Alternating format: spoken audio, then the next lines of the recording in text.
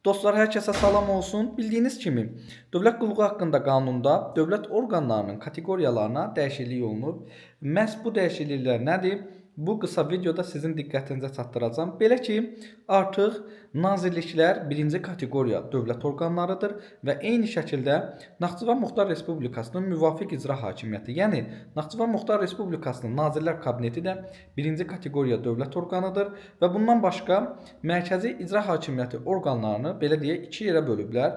Yəni nazirliklər olur birdə və nazirlik səviyyəsində əvvəllər vardı bu qurumlar, məsələn, Dövlət Statistika Komitəsi və yaxud da ki, su ehtiyatları agentlikləri olsun və digər, yəni bu kimi qurumlar, məsələn, Turizm Agentliyi, Qida Təhlükəsizliyi Agentliyi, bunlar artıq ikinci kateqoriya dövlət orqanları sayılır və eyni şəkildə hansı ki, rəhbərləri Prezident tərəfindən vəzifəyə təyin olunub və vəzifədən azad olunan dövlət agentlikləri, nazirliklərin dövlət agentlikləri və xidmətləri, bunlar da ikinci kateqoriyadır. Amma əgər onların rəhbərləri prezident tərəfindən vəzifəyə təyin olunmursa, bunlar isə məhz üçüncü kateqoriya dövlət orqanı olacaq. Ən son dəyişikliklər məhz bunlardır.